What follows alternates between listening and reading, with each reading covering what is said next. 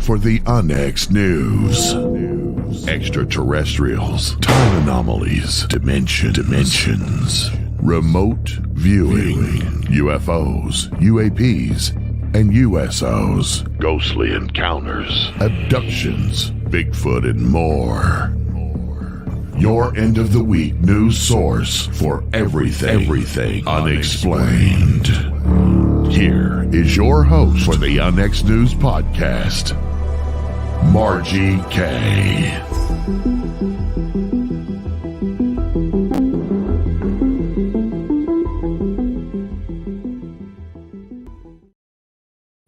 Good evening, everyone, and welcome to Onyx News. I'm your host, Margie K, and we are here every Friday, 6 p.m. Central, 7 p.m. Eastern.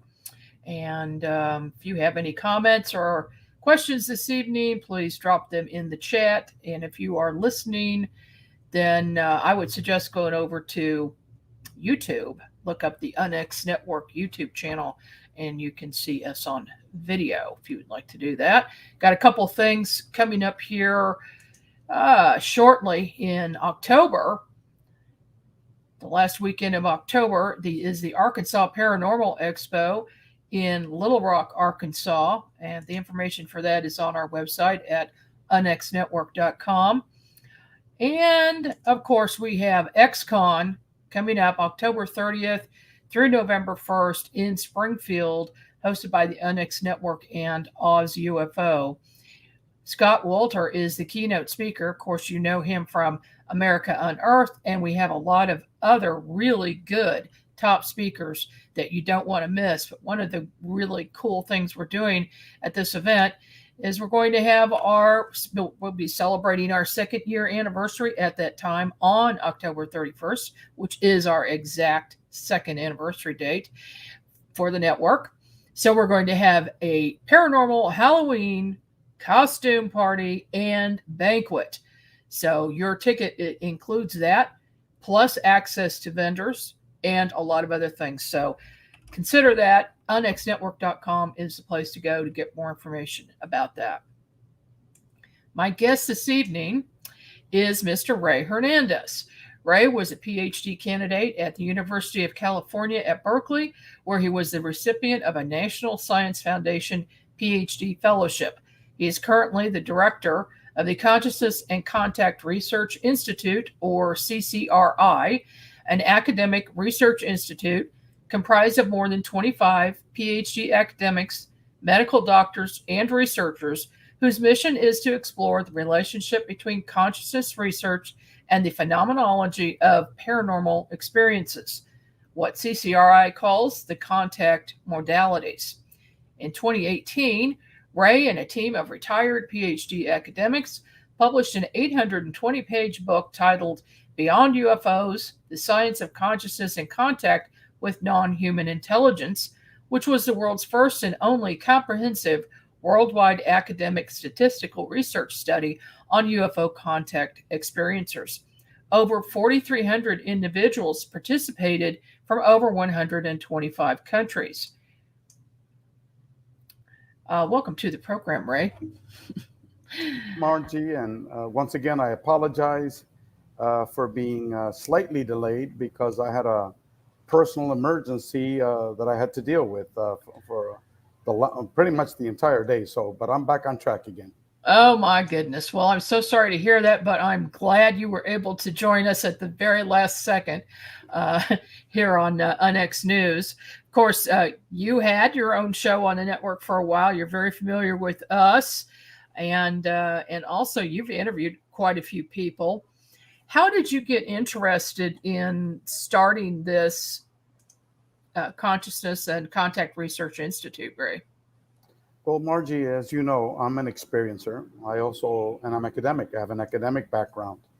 And after we finished the work of the Dr. Edgar Mitchell Free Foundation, and we published that 820-page book titled Beyond UFOs, we realized from the data from that research study that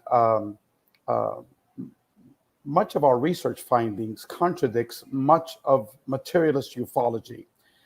We understood, just like J. Allen Hynek at the end of his life, Dr. Jacques Vallée, Dr. John Mack, Dr. Edgar Mitchell, Dr. Rudy Shields, all of these individuals for many years have been stating that the ufological phenomenon is both has a physical aspect to it and a psyche or a consciousness-based aspect to it.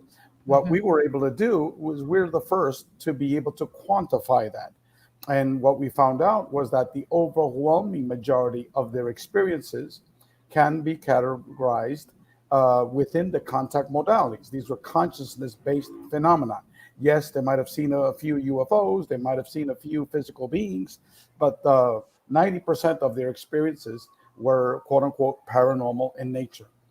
And so it was at that point that myself and Edgar had passed away by then, Dr. Rudy Shields and some of the other academics in our group, we said, look, what we need to do now is to be able to study the bigger picture of the relationship between consciousness and all of the contact modalities, all of the paranormal phenomenon.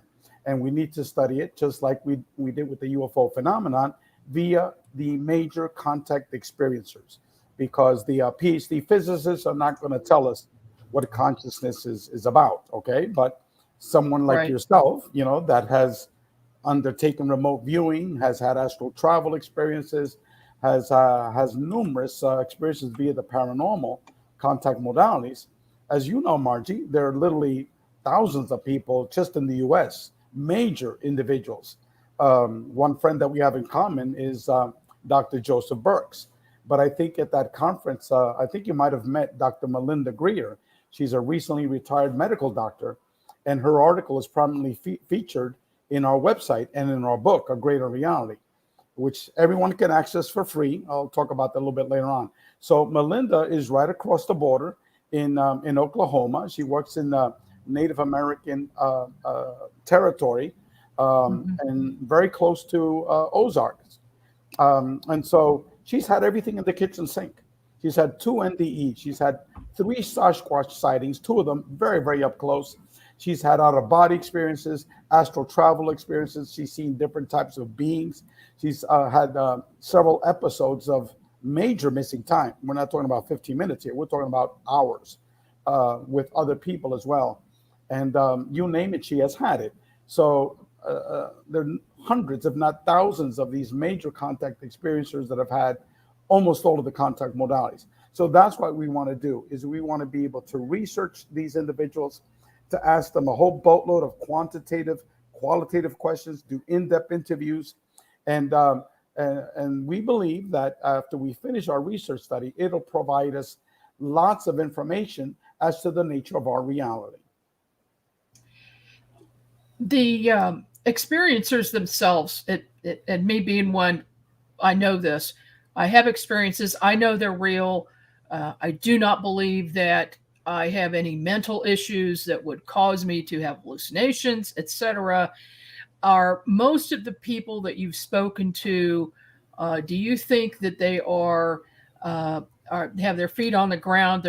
They're grounded individuals, and these are things that they're not imagining. Do you believe that they're having real experiences? But Margie, as you know, you go to these conferences much, much more than I have.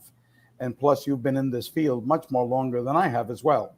And all the people that I've met, and we're talking several hundred major contact experiencers, people like Dr. Melinda Greer, my friend Alberto Hernandez, who was one of the administrators of the DEA. He was in charge of the whole Caribbean for the Drug Enforcement Administration. His wife is a PhD psychologist and also a major experiencer. So medical doctors, you probably know, at least 5 or 6 major experiencers that are medical doctors, just like I do as well. And all of these people are grounded individuals.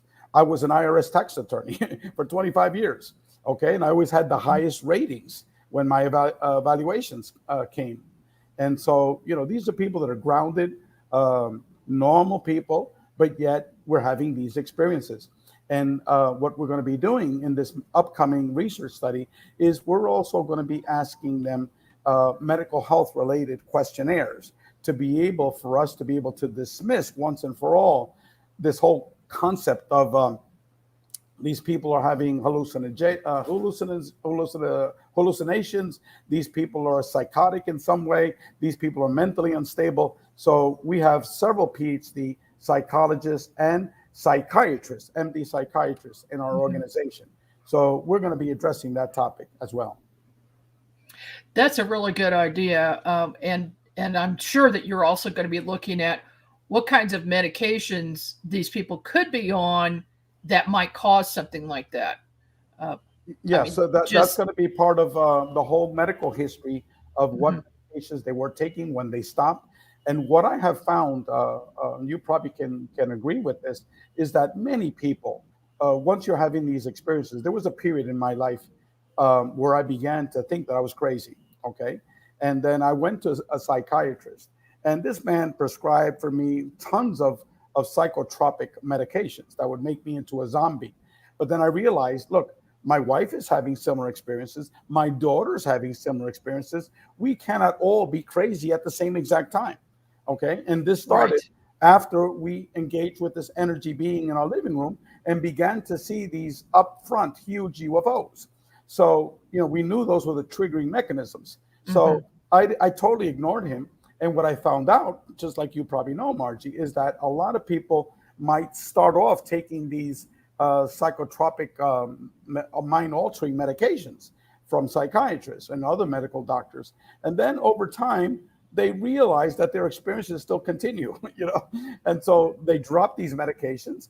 And then over time, many, many years, they learn to adjust to these experiences. Then they revert back to a normalcy of their life. And that's what we found out with most of these major contact experiencers. They're well grounded, they're living a stable life, and they're not using these psychotropic medications. They stopped many years ago. How do you feel about the psychiatrists who don't have any awareness or training in this field, and they believe that their patients are having a psychosis of some type? Is there or will there be any effort to reach out to these people to get them more training? Well, we have in our book, A Greater Reality, almost a 70-page article written by Dr. John Klimo. Dr. John Klimo was a professor of psychology for over 45 years. And so what that article was, Margie, was an article for psychiatrists and psychologists, that they need to become aware of the experiencer of the contact modalities, that this phenomenon is extremely, extremely common. People going out of their bodies, that's very common. People seeing deceased people, very common. The UFO phenomenon, now people are coming out of the woodworks talking about that they also saw UFOs. Near-death experiences, now people are beginning to talk about it. 20 years ago, people would not open their mouths at all about these experiences. So we're learning now that this is part of the nature of our greater reality. And so he wrote an article trying to educate these two groups, medical doctors, in particular psychiatrists, and psychologists, as to this phenomenon. So that's one effort that I have tried to be able to reach out to the group. And also, the field is slowly expanding. For example, we have a subcommittee of our group within our research committee, and there's about 4 or 5 PhD psychologists in the group. And medical doctors, psychiatrists, we have 3 of them in the organization. So this was not the fact 20 years ago, Margie, as you know. So slowly but slowly, the paradigm is starting to change. And hopefully with time, individuals will change. But I feel the same way about, the field of materialist ufology. You go to a UFO conference, and almost all of these speakers are totally clueless as to the complexities of the phenomenon. Their focus is mainly on a physical UFO, on pictures, on videos, on Roswell, Rendlesham Forest, and all this type of nonsense that could only take you so far. I always ask that question: what have we learned in the last 80 years using this approach? And my response is almost nothing, very little. But yet, what did we learn from the 5-year academic research study on 4,300 UFO contact experiencers? We learned a hell of a lot. And what we learned totally contradicts what is circulating in materialist ufology. So I feel the same way about for these materialists as these naive medical doctors and psychiatrists that don't know about the complexities of the phenomenon. Yeah, and to that, the conferences that I've attended lately are more open-minded, and it seems that the attendees are wanting new information, and they understand the different contact modalities, and the speakers are more open-minded, and they're bringing in these other aspects to these sightings. So I'm glad to see that that's changing, and certainly people will be more receptive to your ideas and your books and the entire organization. I'm glad to see that. I'll tell you what, for people who have not seen you speak before, would you give us a short rundown of how you got involved in this and your experience where you had you and your wife had this extraordinary experience? Well, I had approximately 4 years of nonstop experiences via the contact modalities. I have called down numerous UFOs, and what appeared were not these little tiny dots in the sky, would be these huge monstrous objects that at will, I told them to change their appearances, and right in front of me, they changed their appearances. That's when I first realized that these were holographic projections and not necessarily physical objects. And Dr. Joseph Burks, who's been working in the field of CE5 since 1992, he has the same hypothesis as I do, because one time he saw a World War I airplane painted in bright red with little bitty wings. It didn't have a propeller, didn't have a pilot, floating basically like 100 feet above him. And then he says, that's impossible. This thing cannot fly. And then he realized that this was a projection, a holographic projection. And Dr. Jacques Vallée alluded to that in several of his books, and Edgar Mitchell as well. And so my experiences have been very diverse. It started back in March of 2012 with my wife praying all night for an angel to heal our dog, who was totally paralyzed. And so what happened was, and this angelic being, this transparent being of energy, appeared right in front of me, and put me to sleep, and made my wife disappear right in front of me. And so when I woke up, the dog was running around the entire living room, a dog that we were going to be euthanizing later that afternoon. And then my wife began to pray at night. These huge UFOs would appear, very up close. And then she began to have tons of precognitive experiences, which I won't go into details because it's just so many. And then she began to see beings, as well. And so my next experiences began 6 months later when I called down my very first, I call them consciousness aerial phenomenon, CAP, instead of UFOs, because these are consciousness-based phenomena. So I like that term. Yeah, and I used it in my book, A Greater Reality, and in my article, The Mind of God, which is a separate book. It's 200 pages, which is available for free. All these things are for free from our website. And so, and then another experience, I'm skipping over tons of things, but then another experience happened when I was driving my car in the middle of a freeway at 8:30 in the morning, in the middle of a traffic jam, and all of a sudden, my consciousness was taken to another reality. And there I was shown exactly what I'm doing now, the relationship between consciousness and the contact modalities. And very, very detailed. It lasted for quite a while.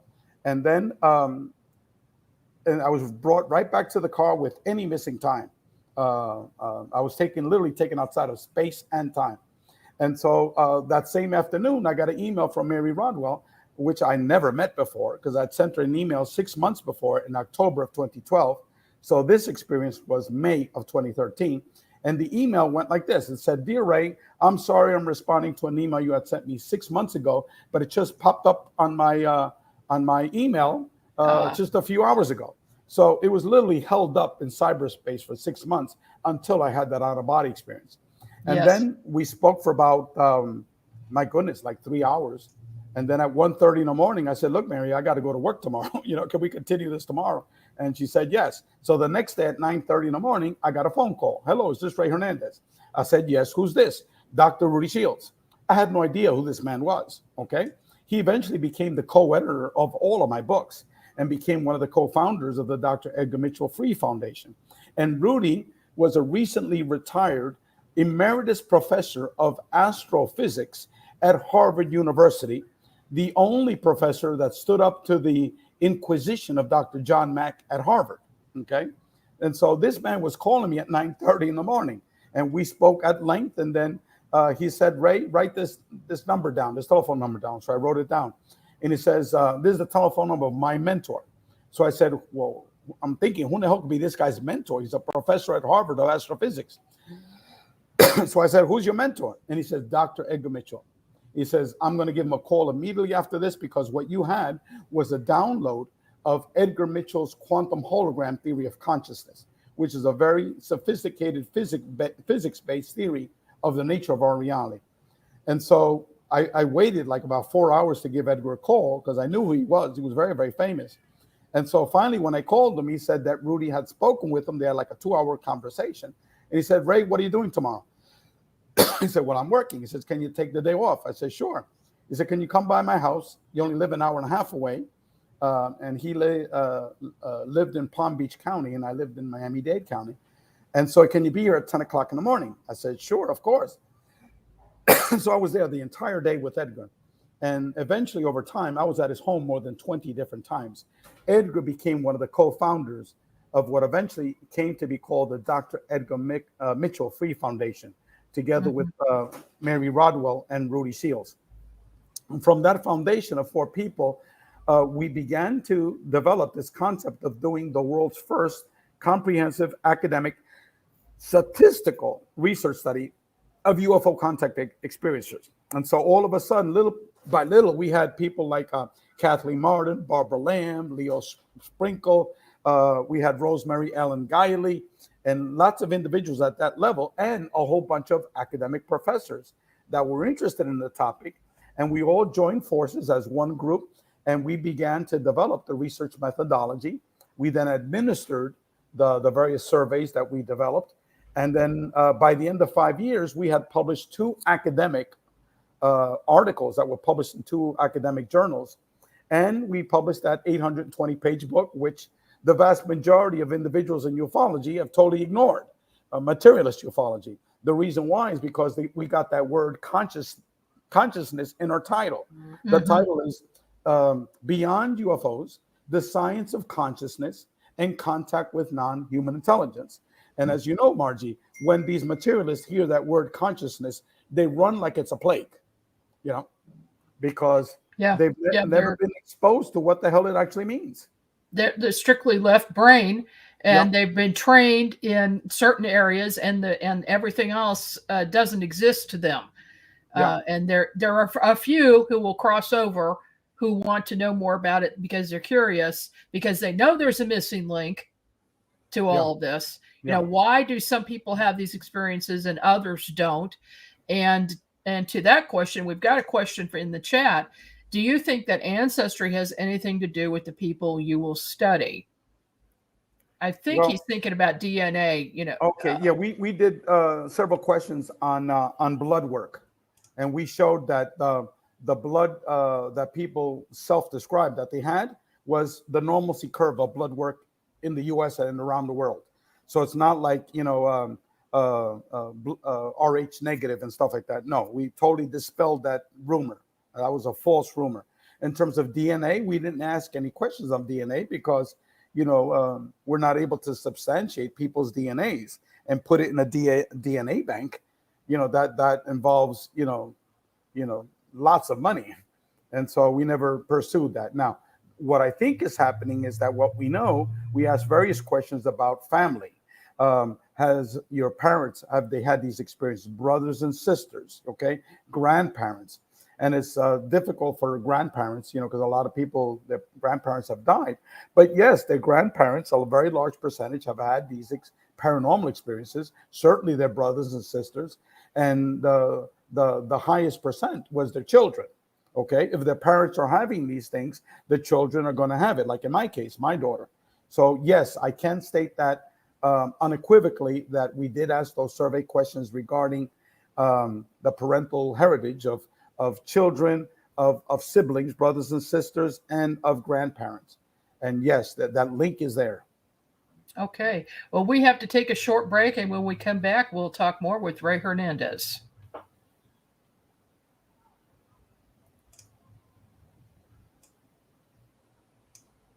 Are you thinking about purchasing a wood-fired heating or cooking appliance but don't know where to start? The new book, Wood-Fired Heating and Cooking, will guide you through the process and make the decision much easier. Find out about wood stoves, wood-burning fireplace inserts, masonry heaters, cook stoves, brick ovens, and more. Learn about operation and maintenance, buying and storing wood, even how to make your own charcoal. A bonus section includes delicious recipes for cooking in a wood-burning oven, grill, tandoori oven, or smoker. The wise homeowner, prepper, or homesteader will have the ability to heat their home with wood when the power goes out or to save money on increasing gas bills. Wood-fired heating and cooking is available at Amazon. Visit www.woodfiredpub.com for more information. That's woodfiredpub.com.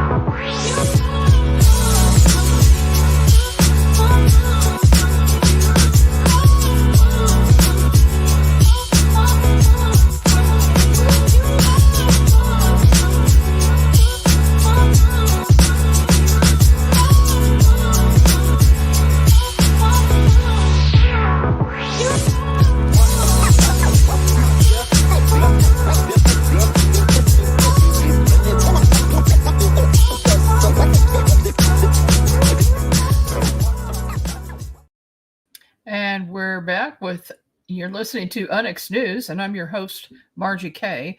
My guest this evening is Ray Hernandez. Ray, I wonder what your future plans are. Are you going to do any more surveys, or are you going to go back and survey the people that already took your surveys? Yes, I mean, that's, I've had a couple of hiccups over the last 2 years, a lot of personal hiccups. I've just recently retired. Previous to that, I was a full-time IRS tax attorney, extremely busy. I've now, retired. I permanently moved to Colombia. My life is a lot less hectic, and I could settle down back to this work. And what I'm going to be doing, as a matter of fact, this last 2 weeks, I've been having individual conference calls, and I think you and I were scheduled for a call a couple of days ago. And I've been sending individuals the proposal that we had from our last CCRI group meeting. Of most of them were professors and a couple of medical doctors. A proposal of how do we move forward with this research agenda of individuals that are major experiencers of the contact modalities. People like we've been talking about before, people like yourself, Margie, And so it's a 55-page document, very detailed. It has input from 12 individuals. And so what we want to be able to do is reform again the organization and continue with how do we go about doing formal academic research on this phenomenon. As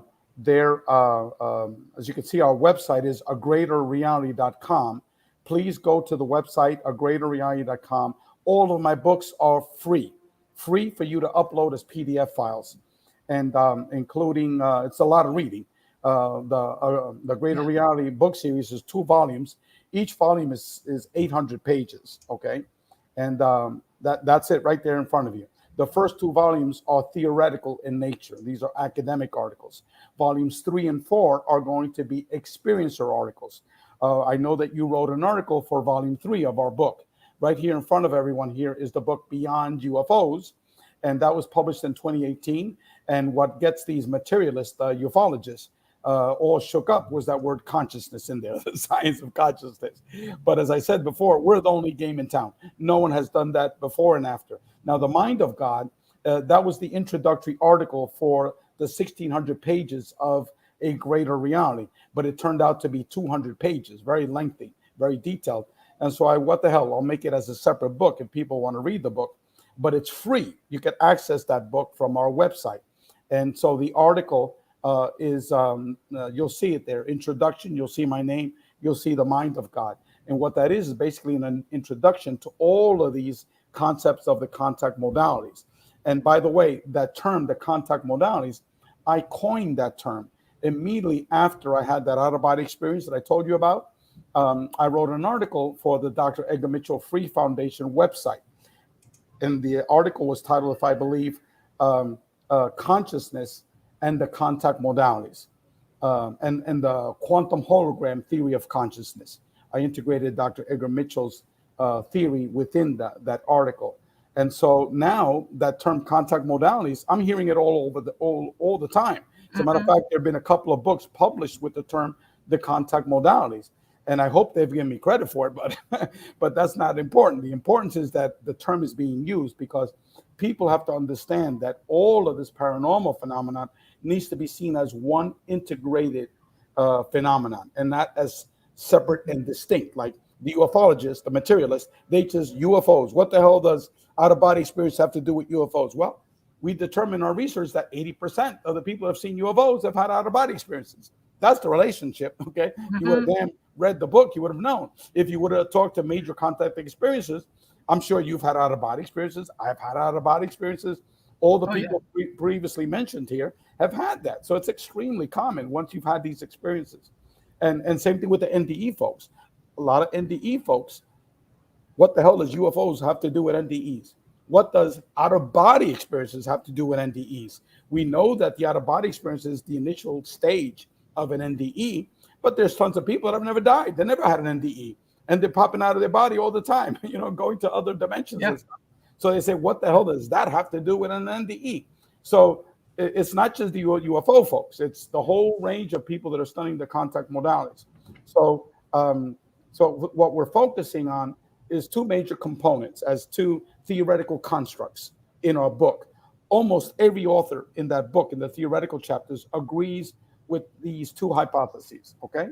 And you'll see those names. These are all very famous names that are chapters in there. Number 1, almost all of them believe that consciousness is fundamental, okay? That means that our reality is not physical reality, what we perceive it to be. It's a, for lack of a better term, it's an illusion, okay? Right. And then we have articles by Tom Campbell, who's a physicist there, who goes out of his body into astral realms for the last 40 years. He was Robert Monroe's guinea pig, for lack of a better word.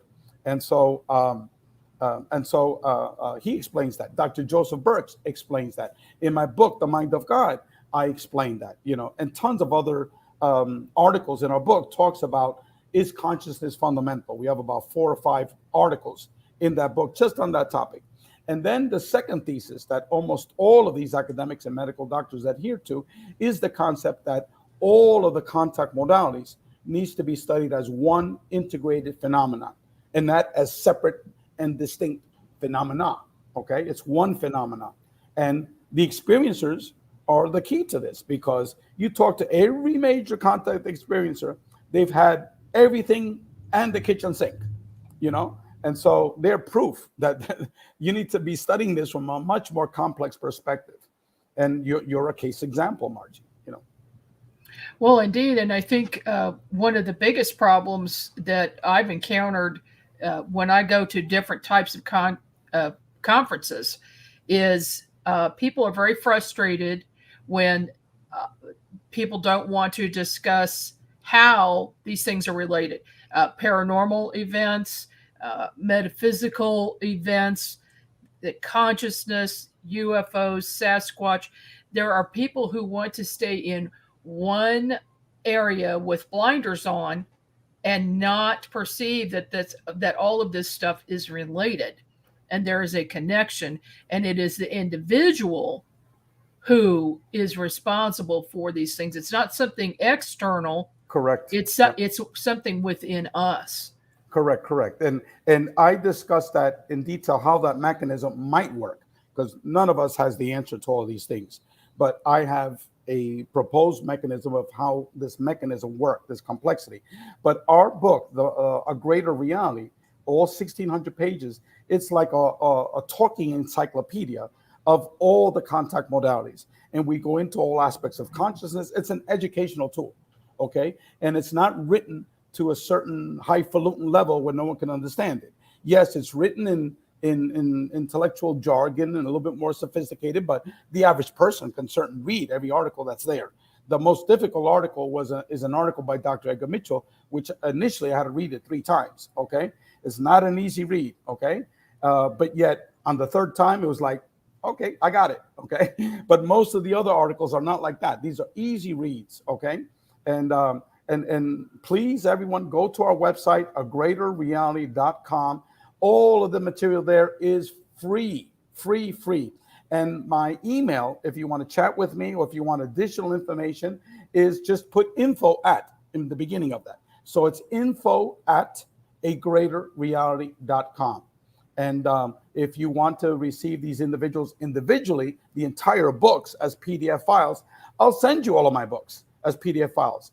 These things are not meant for me to make $5 a book, or $2 or $3 a book. No, these things are meant to be free for everyone to have. Now, if someone wants a hard copy from Amazon or a paperback copy from Amazon, then you got to go to Amazon and buy it, because I don't print them out. Amazon charges for the printing. But if you want to be able to get educated, I'm offering the PDF copies for free. So email me at info@agreaterreality.com. Well, Ray, that's very generous of you to share this information and make it free so that everybody has a chance to examine it. And I will say that there's so much information in these books that you can't come away without learning something new. Oh, there's tons of information. Yeah. If someone really is interested, Margie, really interested, all right, all the answers are there. At least answers in terms of getting some preliminary information of what the hell this craziness is all about, okay? No one has the answers to all of this, okay? Oh, someone said about Audible. No, we don't have it in Audible, any of the books in Audible. We have it in, what do you call it, ebooks on Amazon. I forgot what those are called. The Kindle books. The Kindle books, we have Kindle books. So people can read it in their tablets and things of that sort, but not Audible, because they would be 3 weeks long to read. Just each book, exactly. Each book is 800 pages. Yeah. It's a little bit crazy. There are, the reason I asked earlier about having another survey done with people who were involved in the first surveys is because I know this has happened to several people, but to me as well, after I took the survey and was done with it, I remembered more things. Oh, yes. And then other things happened. And correct. And I think the main thing also that people need to realize is that this starts out slow and then it speeds up, and you have more and more experiences throughout the rest of your life, and they become more frequent and they become more intense. And so whatever happened to you 5-10 years ago, it's going to be completely different now. Right? Yeah. Is that what you're totally correct. You're totally correct with that. That's most of the people that are having these experiences. And in my case, it's really weird because I had 4 years of accelerated experiences. And then I had one of my most major experiences. And after that, I was like, I talked to God and I said, okay, I give up. That's it. This is real. I'm not fighting anymore. Okay. Mm-hmm. And so after I did that and I talked to God, okay, my experiences stopped. And the reason why was because I needed to get to work with this research work, because I knew if my experience was still continuing, I would not have the mental mindset to do the work that I'm doing. Because there was a point there that I thought I was going crazy. I became an alcoholic, for a week straight. I got drunk for a week straight because I just couldn't take it, Margie. You know what I'm talking about. Okay. Oh, yeah, I do. I couldn't take it anymore. And that was early on with my experiences. And then once I said, that's it, I give up, I accept you, I accept these things that are going on, boom, immediately these things stopped. And I know the reason why is because it's like, Ray, you got to get to work. And because I told them, I can't be doing this work and having these experiences at the same time. It's sensory overload. It's too much, and plus I was working as a full-time IRS tax attorney at the same exact time. I was having an irritable wife, that I was dealing with, and now, thank God, I'm divorced, but it was like so much coming in at the same time. Yeah, you had way too much happening. Way too much. So what they did to me, I interact with God and his messengers, which I call modern angels. That's how I deal with it. Okay. And so once I told them, I said, look, you need to make these things stop, because I can't do this work if I'm being battered with all these experiences. And so all of a sudden I had one more major experience that all of a sudden I said, okay, that's it. I accept you. I understand what's going on. I accept the phenomenon, and boom, everything stopped. And that's allowed me to do all the work that I'm doing, that I've been doing for the last 4 years. So have you had any experiences lately? Have you had anything happen? The experiences I have now, and you know what I'm talking about, Marge, is like you walking by, someone passes you, and it's like you get this feeling, this guy's a major contact experiencer. It's like you feel his energy. And eventually I stopped the person. I said, excuse me, have we seen each other? Have we spoken before? No, I don't think so. Oh, because I thought I saw you at a paranormal conference, and that's why I said, goes, well, I haven't gone to any paranormal conferences, but I did see my dead mother, and since I saw my dead mother, I've seen a whole bunch of other dead people in my house, so that's how the conversation rolls, and that happens to me like once every 3 months, but it happens all the time. So that's what I mainly get now. These very subtle things, but before it was like, boom, there's a being in front of you. You're going out of your body. You're going to another reality, crazy shit that you just can't deal with, And so, but that was like constant. It was constant. It wasn't like once every 2 or 3 months. It was like every couple of days, there was something else, something else, something else, something else. And I've been there and done that. I don't need that anymore, Right. You have an understanding of it. And so therefore now you need to move on to other things. I need to move on. Get that. Correct. Yeah. I do understand that. In where you are now in Colombia, what is the energy like there? What does it feel like to you? Is this a positive place? Oh, extremely positive. Extremely positive. The people here, they salute you. They engage with you in the street. Good morning, sir. How are you? Total strangers, People in the elevator, everyone in the elevator says, how are you? How's been your day? And everyone is like that. Everyone is happy. They have salsa music all the place. You go to restaurants, they got romantic Latin music going on. Other places, like for lunch, they got this salsa music going, all happiness music to uplift you. The people here are not negative people. They're very, very positive. And then I've met a few major experiencers here as well. One is the son of the owner of one of the major medical clinics here in Barranquilla. And so he and this other doctor friend of mine, who Cuban like I am, lived in Barranquilla for 20 years. He now lives in Houston. He's going to be retiring here. They're going to be setting up a major conference in Colombia. They said they know lots of university professors, lots of deans in universities that are interested in this topic and the topic of consciousness. And he says, I'd be surprised how many people are interested in these topics, because they know these people, but I'm totally clueless. So I know here, my work is going to continue here in Latin America. I've been invited to 2 major conferences focusing on the same thing I'm doing, the relationship between consciousness and the contact modalities. One in Chile, one in Brazil. And then this one that's starting up in Colombia. So my work is beginning to to be expanded, on a worldwide basis. And we're going to be continuing with this worldwide formal academic research study that I just described earlier.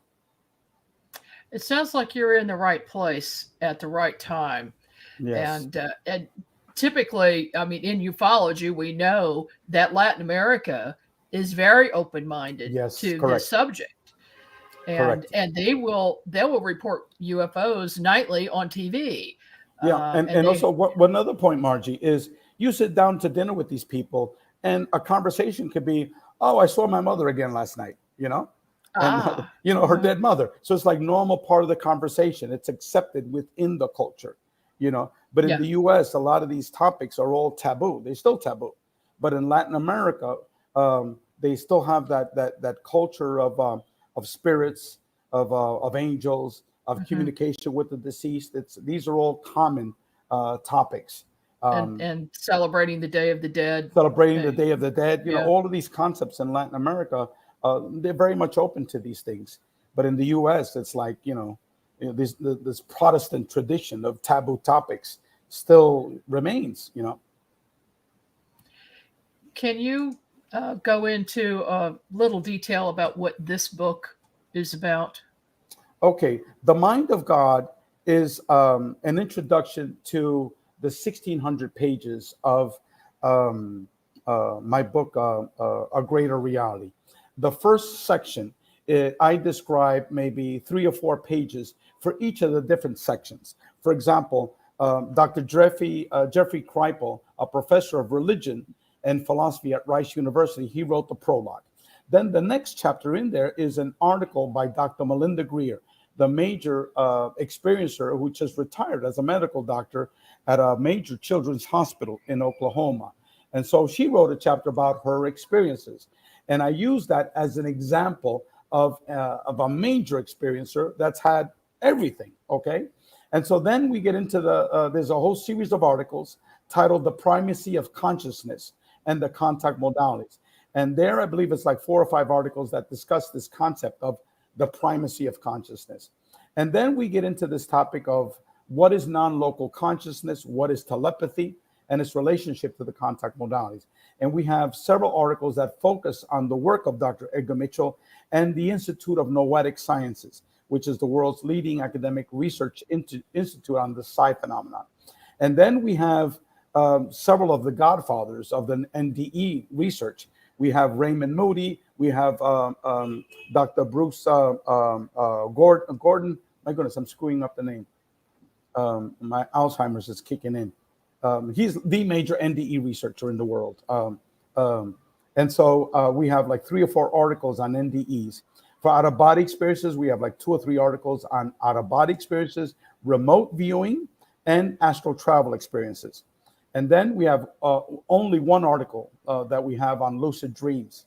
And then we have about 3 or 4 articles on the topic of ghosts, spirits, and spiritual transformation. And then we have 2 academic articles. One was written by a professor from Johns Hopkins School of Medicine.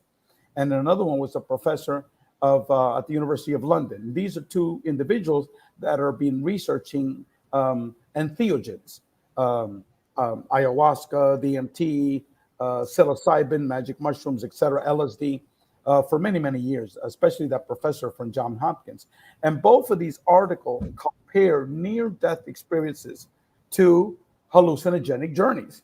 They're saying a hallucinogenic journey under DMT or ayahuasca is almost exactly the same as a near-death experience. So these are written by people that specialize in hallucinogenic journeys and these drugs, okay? And so then we have the next chapter. We have 11 chapters focusing on CAPs, consciousness aerial phenomenon, otherwise known as UFOs. So it's 11 articles discussing why UFOs are actually a consciousness-based phenomenon. And then we have about 5 articles that are conclusionary articles. So my book starts off as a synopsis of each of these articles. And then I go into this whole topic of why are all of these experiences happening now, okay? All these experiences began to circulate on a worldwide basis in numerous languages all around the world okay, within 5 years of each other, okay? I won't go into those details. And then the reason I state why now was because humanity has reached the point of self-extinction, self-destruction, okay? And I go into those details in my book. And we're heading towards that path. I mean, humanity is going to be thinned by billions of people, okay? There's going to be a rebooting of humanity. That's inevitable. And then the next topic area is the topic of what is consciousness. And we go into basic fundamental concepts within the field of philosophy, the mind-body problem, the neuroscience of consciousness, and what quantum physics has to say about consciousness. And then we go into this topic of a brief history of idealism, focusing on the question of is consciousness primary? And we go through the shamanic tradition, the Vedanta or the Upanishad tradition, the Buddhist tradition, Egyptian tradition, the Greek and Roman tradition, the shift to Cartesian dualism, and then finally the concept of monism and the critique of physical monism. These are all philosophical terms. And then my most important chapter, I think, is the topic discussing the commonalities of the contact modalities. I go through 11 different commonalities. The first one we alluded to earlier, that all of these contact modalities involves a manipulation of space-time, okay? OBEs involves a manipulation of space-time. Astral travel, manipulation of space-time. Remote viewing, a manipulation of space-time. Near-death experiences, manipulation of space-time, okay? Ghosts and spirits, seeing a dead person, a manipulation of space-time. Ufology, okay? The CAP, the consciousness aerial phenomenon, involves a manipulation of space-time. And we were clearly able to demonstrate that unequivocally in our book, Beyond UFOs. So then I discussed 10 additional ones, which we don't have the time to discuss in detail. I would recommend everyone go to our website, upload the book, The Mind of God, so you begin to be educated about these concepts. And then I finish with the concept of reincarnation, introducing the concept of reincarnation, the work of Dr. Ian Stevenson and Dr. Jim Tucker, who have done academic research on reincarnation. And then I focus on ancient India, ancient Greece, the Jewish Kabbalist tradition. All of them have had a history of reincarnation within their culture and their doctrine. And then I display graphic models of how reincarnation might work.